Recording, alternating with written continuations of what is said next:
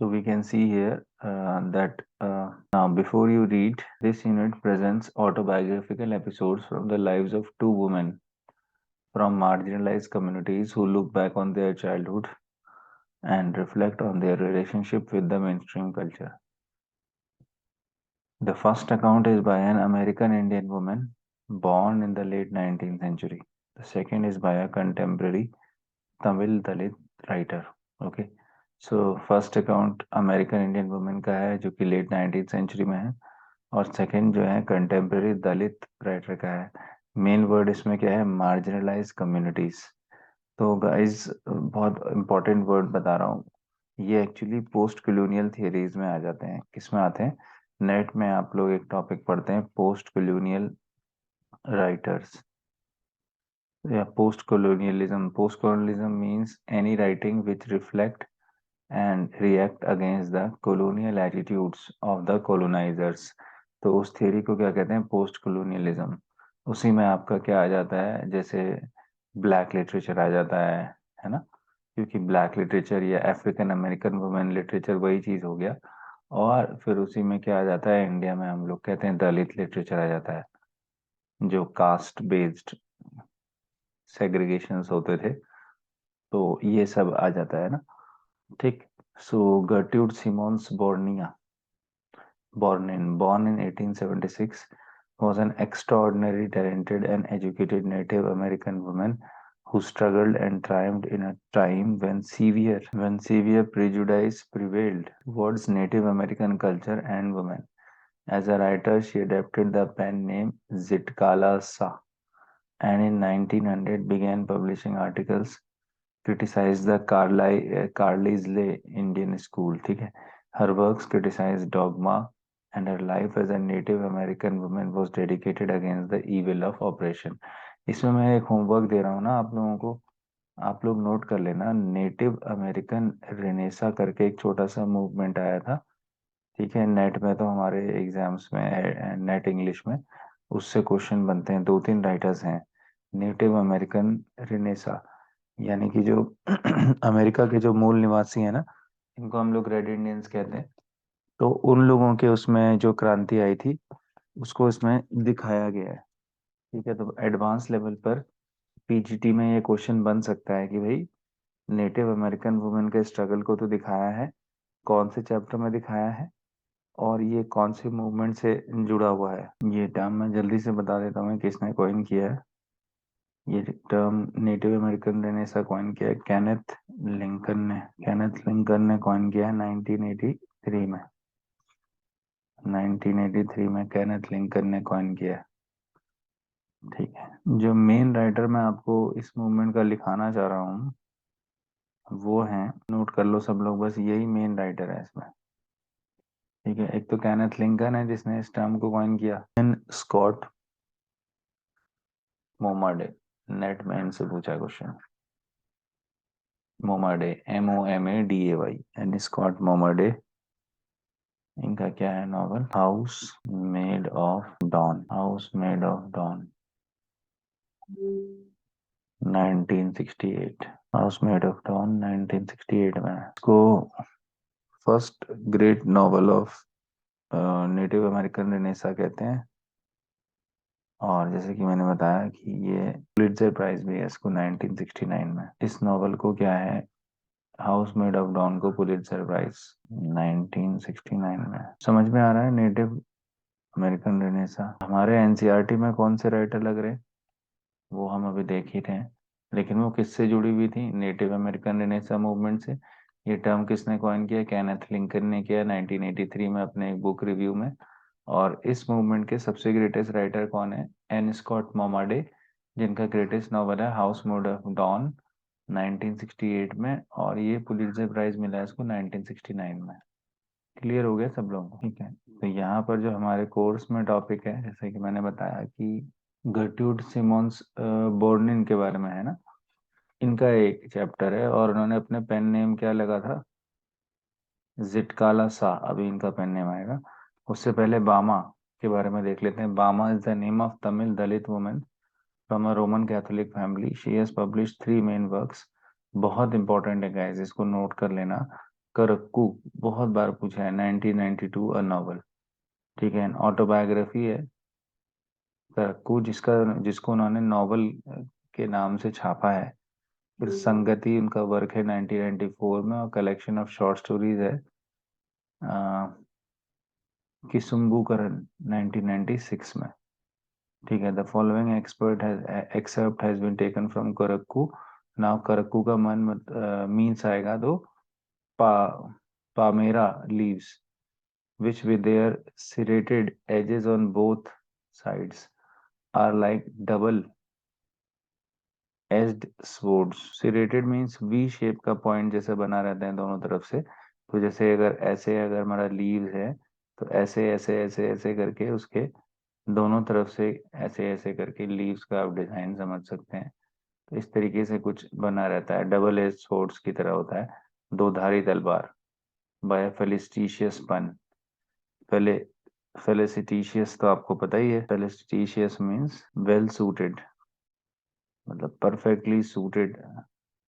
पन पन आपको पता है, पन मीन्स एक फिगर ऑफ स्पीच होता है जिसमें क्या होता है, डबल मीनिंग होता है। ठीक है, तो एक तरीके से उन्होंने करक्कू में ये दिखाया है कि जो भी लैंग्वेज उसके साथ यूज की गई, उसमें हर तरफ एक क्या था, पन था। कहीं ना कहीं क्या था, वेल सूटेड पन मीन्स एक सटायर के साथ उसको एक्सप्लॉइट किया गया।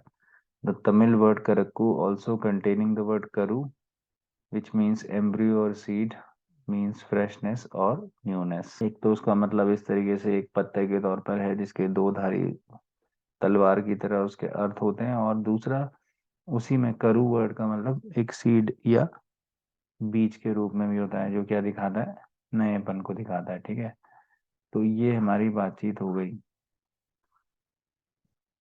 तो हम देख रहे थे ऊपर जो राइटर है, यहाँ पर पहले नेटिव अमेरिकन वुमेन जो है गर्ट्यूड सिमोन्स बोनिन के बारे में देख लेते हैं। ये जो राइटर है यहाँ पर, इनका पेन नेम भी हम देख लेते हैं। ये अमेरिका में कौन सी जगह है, एक अमेरिका में ट्राइब है, नोट कर लेना। ठीक है, डकोटा, डकोटा ट्राइब से आती है, DAKOTO। इम्पोर्टेंट क्वेश्चन है। डकोटा है क्या ये, नेटिव अमेरिकन ट्राइब का नाम है। Was a political activist also. ठीक, जैसे मैंने बताया, इसके अलावा जो मैं बता रहा हूँ ना, ये भी इम्पोर्टेंट है। शी ऑल्सो को कंपोज मीन्स इनके साथ एक और भी थे। शी को compose the first American Indian opera भी इन्होंने कंपोज किया। Also founded national council of American Indians. और इसके अलावा इन्होंने ओल्ड इंडियन लेजेंड्स करके भी वर्क लिखा है। अब यहाँ पर पता है कंफ्यूजन क्या होगा, आप इंडियन वर्ड देखोगे और वहां पर इंडियन ऑथर भी दे देगा, लेकिन ये जो इंडियन वर्ड आया, मैं फिर बता रहा हूँ आपको, ये नेटिव अमेरिकन वाला इंडियन है, जिसकी बात मैं अभी कर चुका हूँ, नेटिव अमेरिकन रेनेसा और वो सारी चीजें। रेड इंडियन वाला इंडियन है। तो national council of American Indians भी इन्होंने एस्टेब्लिश करी थी, को फाउंडर थी, नोट करते रहना ये। Gertrude Simmons Bowen या जिटकाला सा was also the co-founder of National Council of American Indians। National council of, जो फर्स्ट अमेरिकन इंडियन ओपेरा था ना, वो जो इन्होंने लिखा था उसका नाम क्या था। ओपेरा आपको पता ही है, म्यूजिकल प्ले, तो उसका नाम था द सन डांस ओपेरा, 1913 में लिखा था इन्होंने। नोट करते रहना, the sun dance opera, OPERA, the sun dance opera 1913। सारे इंपॉर्टेंट पॉइंट्स हैं ये। चलिए आगे बढ़ जाते हैं गाइस।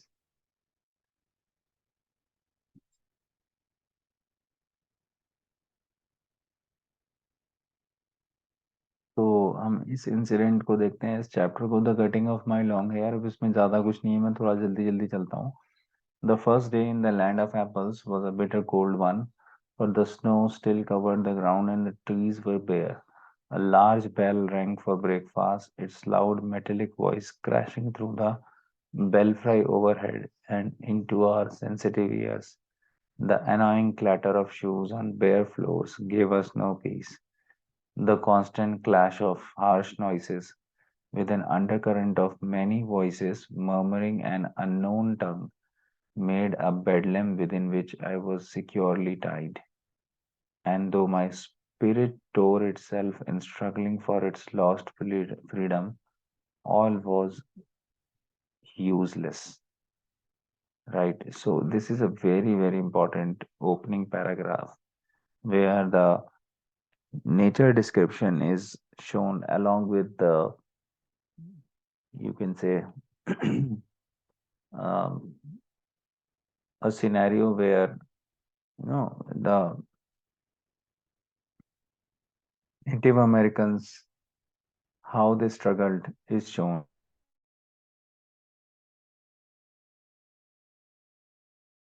ठीक है, पहले पैराग्राफ को बहुत ही इंपॉर्टेंट हमें पढ़ना है इसमें ना, यही सारी चीजें निकल रही हैं इसमें।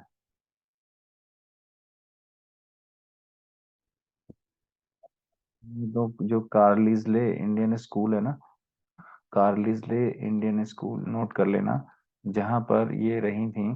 कार्लिसले इंडियन स्कूल एक बोर्डिंग स्कूल है, और बोर्डिंग स्कूल में नेटिव इंडियंस को जो है वेस्टर्न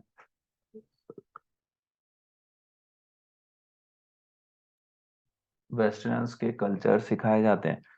तो ये ओपनिंग पैराग्राफ वही आपका सेटअप कर रहा है पूरा ना। ठीक है, सो कार्लाइजले, ये क्वेश्चन आएगा, कार्लाइजले इंडियन बोर्डिंग स्कूल का रेफरेंस कौन से चैप्टर में आया है? तो cutting of my long hair में आया है जिट काला सा का। ठीक है, तो अब यहाँ पर फिर वो आगे वर्णन कर रहे हैं कि pale face women with white hair came up after us, we were placed in a line of girls who were marching into the dining room. These were Indian girls in stiff shoes and closely clinging dresses. So you can say that they were, made to wear closely clinging means tight dresses. The small girls wore sleeved aprons with shingled hair, you can say short hair. पूरा chapter जो है उसके जो long hair को जो काटा गया उसको लेकर है ना। उनकी कम्युनिटी में जो मैंने बताया ना, डकोटा ट्राइब से आती हैं।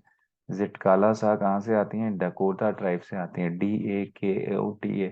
तो Dakota tribe native American Indian tribe है, जहाँ पर उनके बालों को काटना, जो उनके लॉन्ग हेयर को काटना एक अपशकुन माना जाता है। Cutting of long hair was considered as a, you can say, as a act of coward. जो डरपोक हैं वो अपने महिलाएं अपने बालों को काटती थी। तो और जबकि इनके कल्चर में, जो अमेरिकन कल्चर है, वेस्टर्न कल्चर, वहां पर लड़कियों को बोर्डिंग स्कूल में बाल काटने के लिए सख्ती से कहा जाता था। तो ये एक जो भेदभाव की नीति अपनाई गई इन बच्चों के साथ, उसमें जो एक एक्सपीरियंस है उसको ये शेयर कर रही है यहाँ पर। और खासकर उनको जो ड्रेसेस पहनने के लिए फोर्स किया जाता था, जो कि टाइट ड्रेसेस होती थी, उसको भी दिखाया गया इसमें। I walk noiselessly in my soft moccasins, I felt like sinking to the floor, for my blanket had been stripped from my shoulders. एक ब्लैंकेट या एक शॉल जैसा पहनते हैं ये लोग, उस शॉल को जो है हटा दिया गया था, मतलब they were not allowed to wear that blanket, है ना, जो शोल्डर्स पर पहनते थे, जो कि ट्रेडिशनल इनकी ड्रेस में आते हैं ना, तो उसको जो है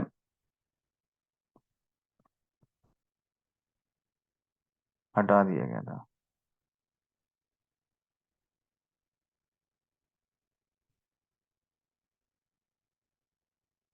अब ये मोकाजिन्स, ये टेक्निकल टर्म आया है। मोकाजिन क्या है? ये एक फ्लैट कंफर्टेबल शूज होते हैं, जैसे हमारे पहाड़ी में नहीं देखा है तुम लोगों ने? पहाड़ी लोग होते हैं ना, गढ़वाल कुमाऊनी में पंडित लोग नहीं पहनते हैं आगे से वो, हमने देखा होगा, वो शूज टाइप के होते हैं, फ्लैट टाइप के ना। ये वाले शूज स्पेशली सॉफ्ट लेदर के बने होते हैं। ठीक है, flat comfortable shoes with soft leather.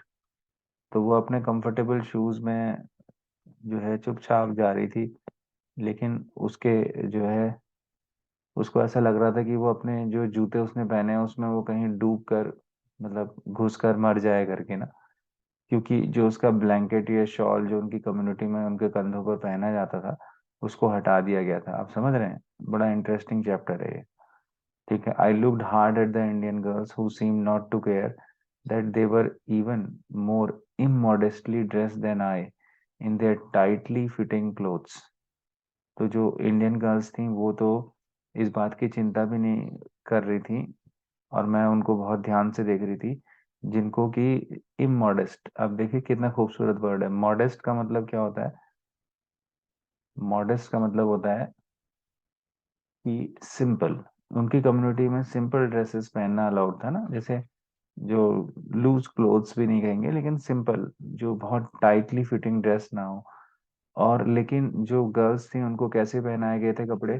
Tightly fitting dress में पहनाए गए थे। और जो हमारी राइटर है वो इन सारी चीजों को नोटिस कर रही है कि कई लड़कियां जो हैं उनकी कम्युनिटी की, वो बिल्कुल टाइटली फिटिंग ड्रेस, जिसको कि उसने क्या वर्ड यूज किया? इमोडेस्ट।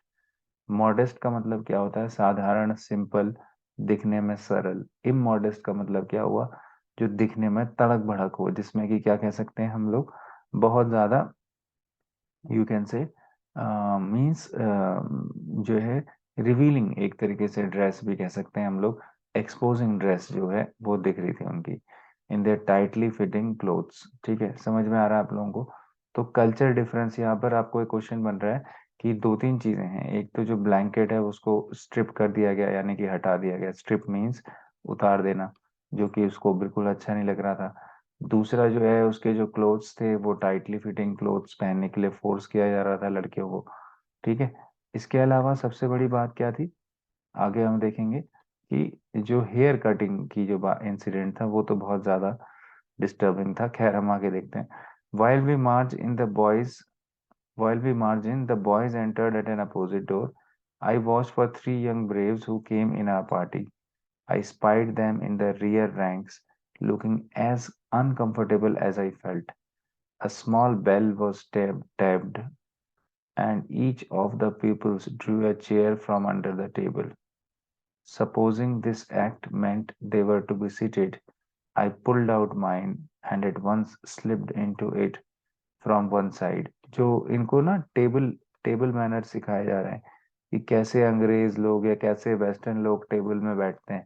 अब इनके लिए बिल्कुल नया है, इनकी कम्युनिटी ने कभी देखा नहीं है, तो वो एक्सपीरियंस बता रही है। ठीक है। But when I turn my head I saw I was the only one but when I turn my head I saw the only one, ठीक है, seated, and all the rest of our at our table remained standing.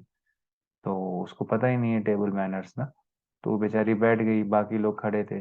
Just as I began to rise, looking shyly around to see how chairs were to be used, a second bell was sounded. All were seated at last. Means first bell में बैठना नहीं था, first bell में खड़ा रहना था, और फिर सेकंड बेल में उनको बैठना था। I had to crawl back into my chair again. I heard a man's voice at the end of the hall, and I looked around to see him, but all the others hung their heads over their plates. As I glanced at the long chain of tables, I caught the eyes of a pale-faced woman upon me. Immediately I dropped my eyes, wondering why I was so keenly watched by the strange woman. The man ceased his mutterings, and then a third bell was tapped. Every one picked up his knife and fork and began eating. I began crying instead, for by this time I was afraid to venture anything more. तो तब तक वो बेचारी, तीसरी जब घंटी बजी तब तक वो बिल्कुल रोने लग गई। But this eating by formula was not the hardest trial in that first day. अब उसके लिए तो ये खाना जो है बड़ा हत्या हो गई, इसे नहीं कहते पहाड़ी में हम लोग, कि पहली घंटी बजेगी तो खड़ा रहना है, दूसरी घंटी में कुर्सी में बैठना है, तीसरी घंटे के बाद उसको छुरी चम्मच का प्रयोग करना है। मैंने फिर बताया ना, ये वेस्टर्न कल्चर में जो टेबल मैनर्स होते हैं वो सिखाए जा रहे थे उनको। अब बेचारी वो एक ट्राइबल लड़की है, उसके लिए ये सारी चीजें बहुत ही मुश्किल थी, तो उसके लिए एक हार्डेस्ट ट्रायल नहीं था। Late in the morning my friend Judewin gave me a terrible warning Judwin knew a few words of English, and she had overheard the pale woman talk about cutting our long, heavy hair. Our mothers had taught us that only unskilled warriors who were captured who were captured had their hairs shingled by the enemy. तो वो कह रही है कि उनकी माँ ने उनको सिखाया था कि खासकर वो लोग जो कि जिनको लड़ना नहीं आता है, अनस्किल्ड वॉरियर्स, ठीक है, जिनको लड़ना नहीं आता था और जिनको बंदी बना के रख दिया जाता था, उनके जो हेयर थे, बाल थे, उनको ही काटा जाता था। ठीक है। और शिंगलिंग का मतलब क्या होता है? शिंगलिंग का मतलब होता है specially cutting the curly hair. जो हम जानते हैं कि जो वहाँ की कम्युनिटी के जो हेयर है वो कर्ली हेयर होते हैं, घुमावदार बाल होते हैं, तो उनको छोटा कर देना, तो वो एक बहुत ही ज्यादा उनके लिए क्या था, अपमानजनक एक परंपरा थी। ठीक है। वो शिंगल्ड, उसने कट नहीं कहा, उसने शिंगल्ड कहा। तो शिंगल्ड का मतलब उनको एक डिजाइन में काटना। ठीक है। Among our people short hair was worn by, हम लोगों के यहाँ short hair was worn by mourners. ठीक है। And shingled hair by cowards. जो जो छोटे बाल हैं वो जो दुखी लोग हैं उन लोगों के करे जाते हैं। और शिंगल्ड हेयर मतलब जो डिजाइनदार, मैंने बताया ना, शिंगल्ड का मतलब to cut the hair short in a design manner, to cut the hair short in a design manner. ठीक है। तो डिजाइन मैनर में जो हेयर को काटा जाता है वो शिंगल्ड होता है। जैसे कर्ली जो जिनके हेयर होते हैं ना उनको खासकर, तो कावर्ड्स के काटे जाते थे इस तरीके से ना, छोटे बाल करके। We discussed our fate some moments, and when Judwin said we have to submit because they are strong, I rebelled. अपनी कहानी बता रही। No, I will not submit. I will struggle first, I answered. I watched my chance, and when no one noticed, I disappeared. I crept up the stairs as quietly as I could in my squeaking shoes. आवाज भी कर रहे हैं ना उसके जूते। My moccasins had been exchanged for shoes. अब वो जो मोकाजिन्स, उनके जो ट्रेडिशनल जूते हैं, उसको हटा के उनको दूसरे जूते पहना दिए गए।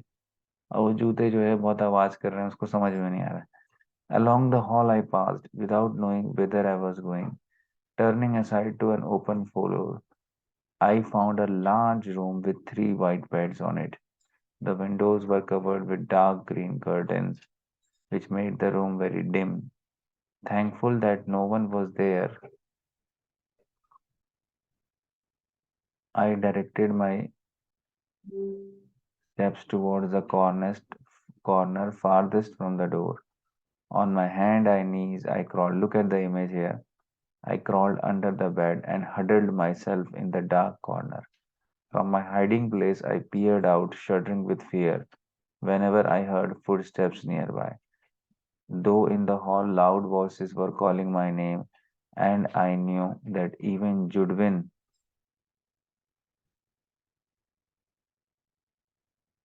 was searching for me, I did not open my mouth to answer. Then the steps were quickened and the voices became excited. The sounds came nearer and nearer. Women and girls entered the room. I held my breath and watched them open closet doors and peep behind large trunks. Trunks means boxes. Someone threw up the curtains and the room was filled with sudden light. What caused them to stoop and look under the bed, I did not know. I do not know. I remember being dragged out, though I resisted by kicking and scratching wildly. Scratching means, जोर से किसी चीज पे scratch करना, कचोटना हिंदी में हम कहते हैं। In spite of myself, I was carried downstairs and tied fast in a chair. Look, means the treatment that was given to a small, helpless girl. It's a very, heart-touching incident. I cried aloud, shaking my head all the while until I felt the cold blades of the scissors against my neck and heard them gnaw off one of my thick braids. Braids means you can say, you know, group of hair. उसके जो बाल हैं वो बिल्कुल ही अलग है ना, क्योंकि कम्युनिटी के बाल अलग होते हैं उसकी, मतलब बहुत ही कर्ली और डार्क हेयर है. Then I lost my spirit. Since the day I was taken from my mother I had suffered extreme indignities. ठीक है ना, इंडिग्निटीज समझ रहे हैं आप?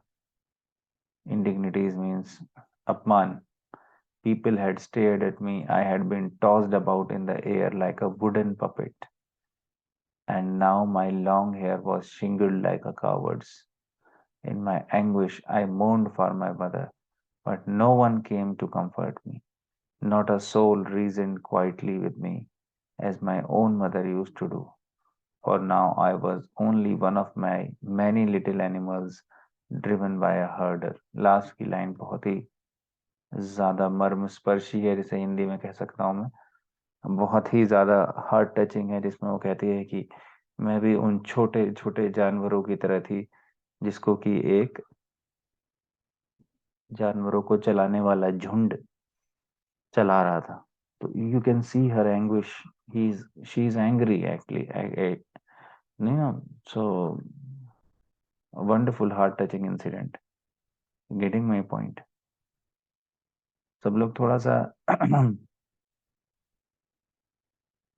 इस चैप्टर का जो थीम है उसको समझ पा रहे हो? बारे में क्या बताया मैंने? बामा फाउस्टीनस सू साइराज इनका नाम है. करक्कू इनका ऑटोबायोग्राफिकल नॉवल है, 1992 में पब्लिश हुआ है. तमिल मतलब ये, सॉरी, तमिल दलित फेमिनिज्म में बहुत बड़ा नाम है ये. दलित क्रिश्चियन वुमेन है तमिलनाडु से. और मैंने क्या बताया, she is the sister of the famous Dalit writer from Tamil Nadu, Raj Gauthaman. GAUTHAMAN. Raj Gauthaman की बहन है. So, in after graduation, she became a school teacher for very poor girls, following which she served as a nun for 7 years. She chose to take the holy orders to escape caste-based discriminations and to further her mission of helping in the advancement of poor Dalit girls. Poor Dalit girls के advancement के लिए इनको जो है किया गया. जो इनका वर्क है बामाना, ये it has been included as a text book in various courses of marginal literature, literature and translation, autobiography, feminist literature, subaltern literature, Dalit literature across many universities. तो बामा ने इसके बाद फिर संगति और कुसुम्बकरण करके भी लिखा है ना. और फिर बामा ने एक फिर स्कूल भी सेटअप किया दलित चिल्ड्रन के लिए, उत्तिरामेरूर में. उत्तिरामेरूर एक जगह है तमिलनाडु में. तो बामा, जैसे मैंने बताया, करक्कू जो है इंग्लिश में ट्रांसलेटेड है, और कुसुम्बकरण और संगति को फ्रेंच में किया गया.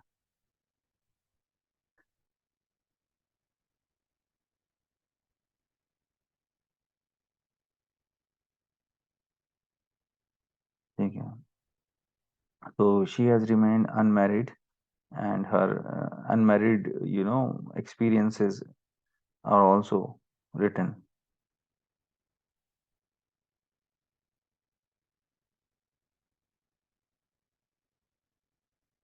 चलिए आगे बढ़ जाते हैं फिर.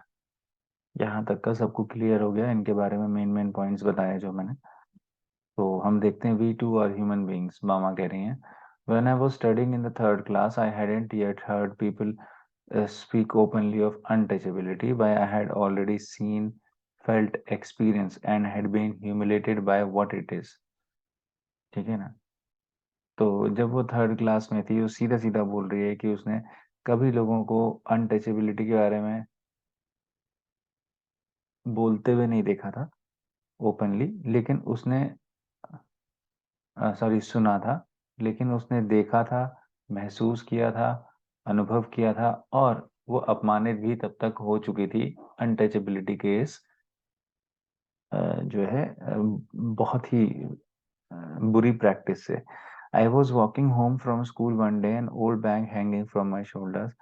It was actually possible to walk the distance in 10 minutes, but it would usually take me 30 minutes at the very least to reach home.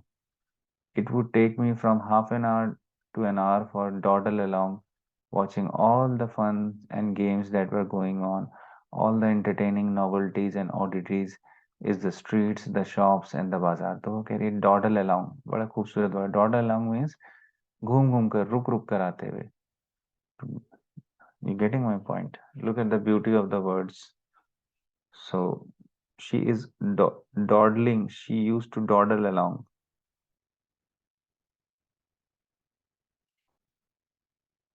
So dawdle along means to walk very lazily. Lazy walk. Okay. So हालांकि 10 minute का रास्ता था मगर उसको पूरा 30 minute लगता था घूमते हुए सब चीजों को देखते हुए आती थी. The performing monkey, the snake which the snake charmer kept in its box and displayed from time to time, the cyclist who had not got off his bike for 3 days, ठीक है, and who kept pedaling as hard as he could from break of day, the rupee note that were pinned onto his shirt to spur him on, ठीक है, the spinning wheels, the Mariatta temple, the huge bell hanging there, the pongal offerings being cooked in front of the temple, the dried fish stall by the statue of Gandhi, the sweet stall, the stall selling dry fried snacks, and all the other shops next to each other, street light always demonstrating how it could change from blue to violet. The Narikuran hunter gypsy with his wild lemur in cages, ठीक है ना, selling needles, clay beds, and instruments, clay beads, and instruments for cleaning out the ears. Oh, I could go on and on. Each thing would pull me to a standstill and not allow me to go any further. ये सारी चीजें क्या दिखा रही ना, writer का एक remarkable sense of observation को दिखा रही है ना. देखिए उसने छोटी छोटी चीजें जो कि बहुत ही नॉर्मल सी लगती हैं हमें, उसको उसने कितने ब्यूटीफुली अपने प्रोज में कैप्चर किया है. तो रिमार्केबल सेंस ऑफ ऑब्जर्वेशन जो है बामा का, उसको दिखाया है यहाँ पर. ठीक है ना.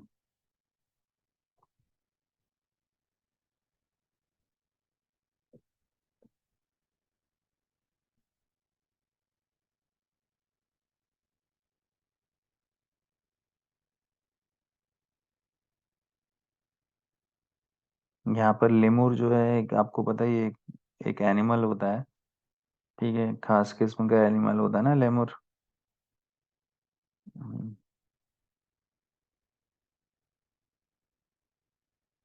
ये लेमुर की बात हुई ना. हम्म, दिखने में अलग ही किस्म का होता है. अगर आप इसकी इमेज देखेंगे तो type of you know monkey, खासकर मेडागास्कर करके एक जगह है वहां पर पाया जाता है, black and white monkey.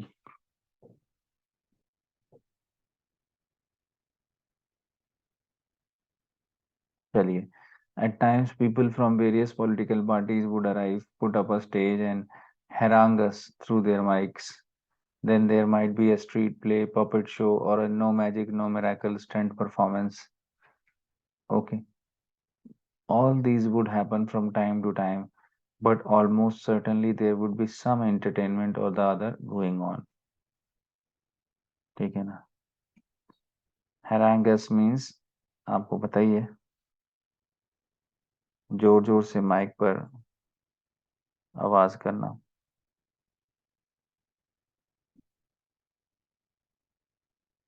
Criticise करना किसी चीज को. ठीक है. चलिए, तो फिर इसके बाद आगे बढ़ते हैं.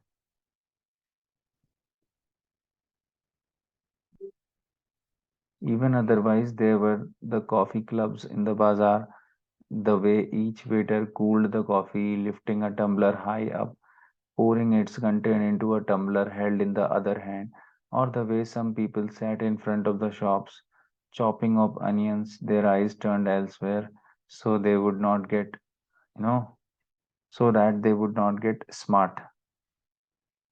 स्मार्ट का मतलब क्या है यहाँ पर?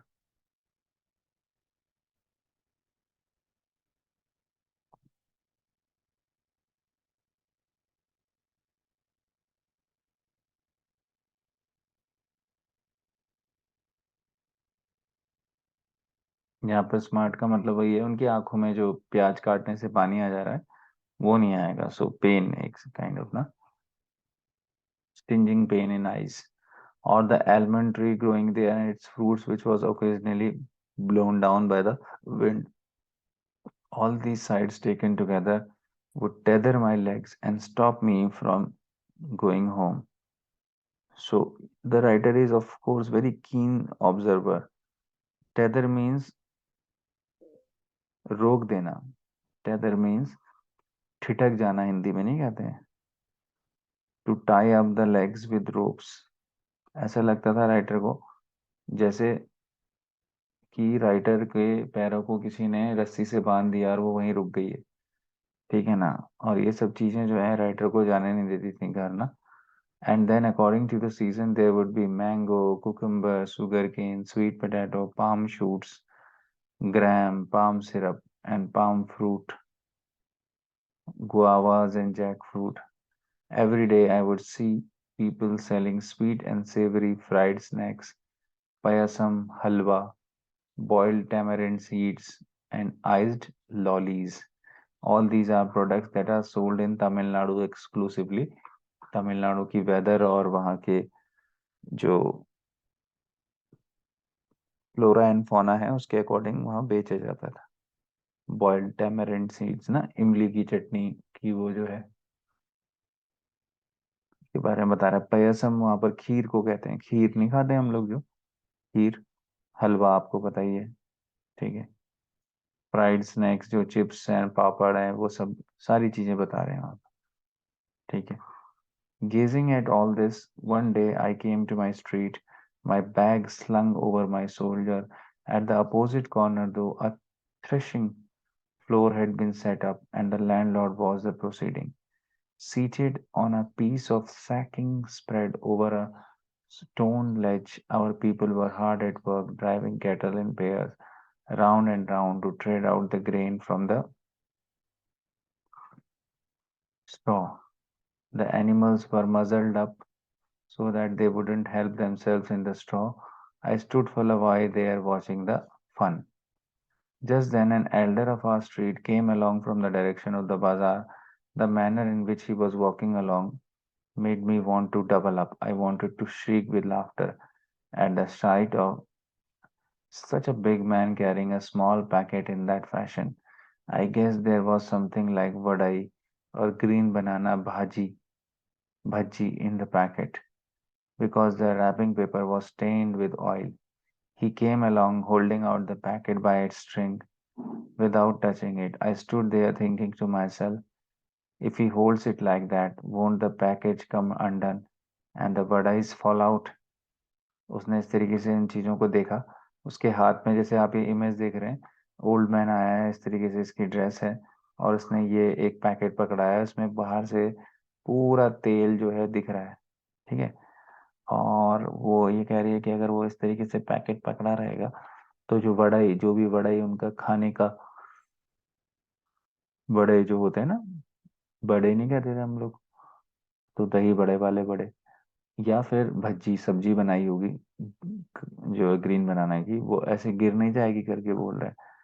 वो इमेजिन कर रही है. ठीक है.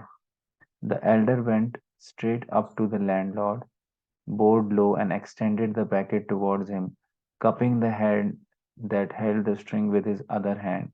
The landlord opened the parcel and began to eat the vadais. After I had watched all this, at last I went home. My elder brother was there. I told him the story in all its comic detail. I fell about with laughter at the memory of a big man, and an elder at that, making such a game out of carrying the parcel. But Annan was not amused. उनके बड़े भाई को बिल्कुल मजा नहीं आया. Annan told me the man wasn't being funny when he carried the package like that. He said everybody believed that they were upper caste and therefore must not touch us. Very important यहाँ पर, ठीक है ना. If they did, they would be polluted. That's why he had to carry the package by its string. ठीक है, बच्चे के लिए तो क्या है, वो बड़ा अम्यूजमेंट था, उसको समझ में ही नहीं आ रहा अनटचेबिलिटी के बारे में ना. और जब वो पैकेट को इस तरीके से पकड़ के ऐसे डर के उसको दिखा रहा है, और उसको वो इस तरीके से पकड़ रहा है, तो इसीलिए उसको पूरा पैकेट नहीं पकड़ना था, उसको ऊपर से ही पकड़ना था पैकेट को, जो पैकेट का जो स्ट्रिंग है. ठीक है. When I heard this I didn't want to laugh any more, and I felt terribly sad. How could they believe that it was disgusting if one of us held that package in his hands, even though the vadai had been wrapped first in a banana leaf and then parceled in a paper? I felt so provoked and angry that I wanted to touch those wretched vadais myself straight away. Why should we have to fetch and carry for these people? I wondered. Such an important elder of ours goes meekly to the shop to fetch snakes and hands them over, reverently bowing and shrinking, to this fellow who just sits there and stuffs them into his mouth. The thought of it infuriated me. Look at the language, you know. Now she is really getting angry. अभी तक तो उसको amusement लग रहा था.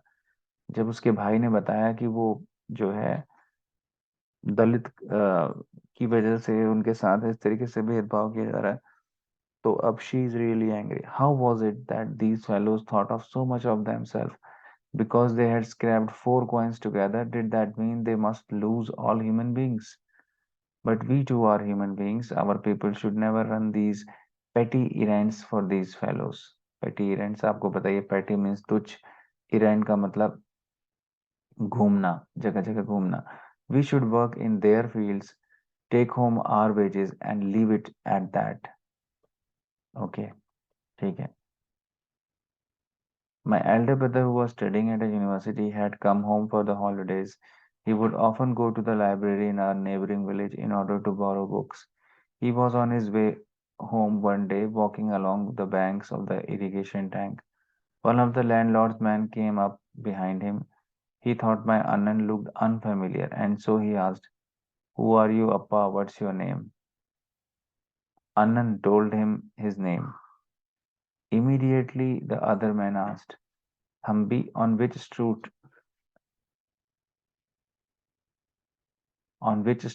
do you live?" The point of this was that if he knew on which street we lived, he would know our caste too. Very interesting.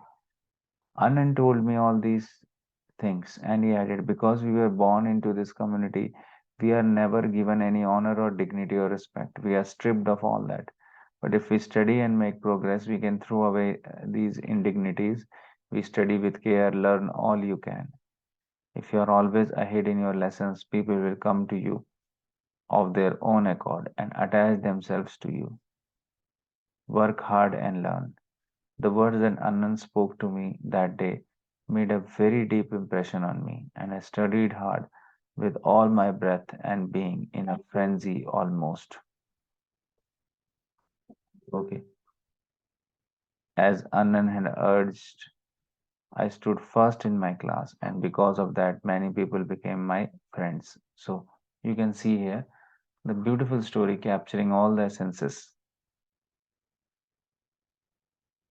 So अब फटाफट questions को देखते हैं. The two accounts that you read are based from two distinct cultures. What is the common theme? Common theme is again one culture exploiting the other culture.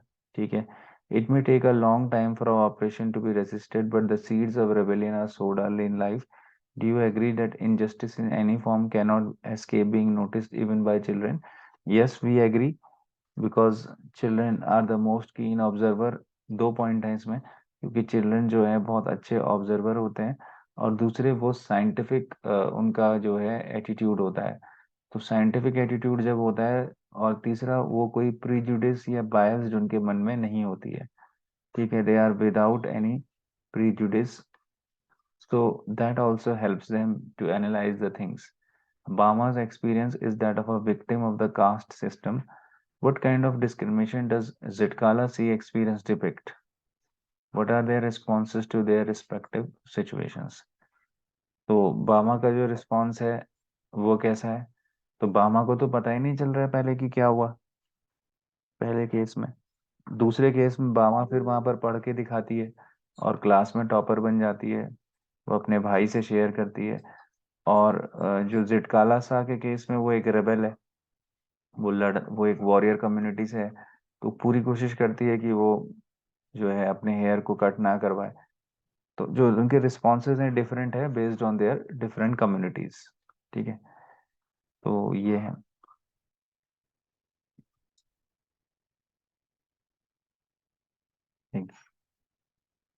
So guys, this is it for today. So thank you so much. Enjoy your Sunday and हमने इस topic को लगभग इसके NCERT के काफी questions कर लिए हैं। अब गलत नहीं होने चाहिए क्वेश्चंस ना। बहुत मेहनत करी है बेटा। और मैं एक रिपोर्ट राइटिंग पे एक छोटा सा वीडियो बना के ये क्वेश्चंस भेज दूंगा, उसको कर लेना। एडवर्टाइजमेंट और पोस्टर पे एक दो दिन में और बना के भेज देता हूँ, ठीक है। तो कल का पूरा कंप्लीट ऑफ है। कल मैं ट्रैवलिंग में हूँ। मैं कल और परसों शायद ट्रैवलिंग में हूँ। मैं मटेरियल आप लोगों को भेजता रहूंगा, ठीक है। तो आप लोग उसको देख लीजिएगा, है ना।